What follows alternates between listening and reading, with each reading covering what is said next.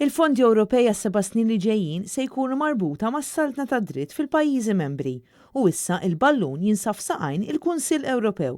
Hekk qalet il-Viċi President tal-Parlament Ewropew Roberta Metsola f'messaġġ illi waslet waqt webinar li kien organizzat mill-Uffiċċju tal-Parlament Ewropew f'Malta. Roberta Metsola qalet li l-valuri bażiċi tal-Ewropa jridu jkunu protetti għaliex l-Unjoni Ewropea mhix ATM imma komunità ta' valuri u kien għalhekk l-enfasi importanti fuq is-saltna ta' dritt fost l-istati tal-Unjoni Ewropea. Il-Viċi President semmiet fost l-oħrajn is-16 biljun euro li se jmorru għal programm Erasmus u li minnu igawdu ħafna studenti Maltin u Għawċin. Waqt l-istess webinar intqal li din is-sena il-Kummissjoni Ewropea ippreżentat budget ġdid li qed jieħu konsiderazzjoni il-pandemija tal-COVID-19 li l-Ewropa u d-dinja kollha tinsab għaddejja minnha, fejn fil-fatt il-budget għas-settur tas-saħħa kien triplat. Kien enfasizzat ukoll il-punt li qed ikun hemm sfidi f'diversi pajjiżi relatati mas-saltna ta' dritt.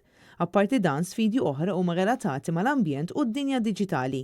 Il-budget tal-Unjoni Ewropea irid jirrifletti il-problemi li qed jiltaqgħu magħhom il-pajjiżi kollha membri tal-Unjoni Ewropea llum il-ġurnata fosthom l-immigrazzjoni u l-pandemija tal-COVID-19. Diversi kelliema urew it-tħassib tagħhom li jekk ma jintlaħaqx ftehim dwar il-budget għas-7 snin li ġejjin jista' jkun hemm fondi Ewropej li jintilfu minħabba li jiskadu fit-tmiem din is-sena. Għalhekk huwa importanti li jkun hemm bil dwar ftehim finanzjarju ġdid ħalli jkunu jistgħu jiġu implementati programmi ġodda. Dan il-ftehim irid jintlaħaq fil-Kunsill Ewropew li jmiss ftit tal-jiem oħra.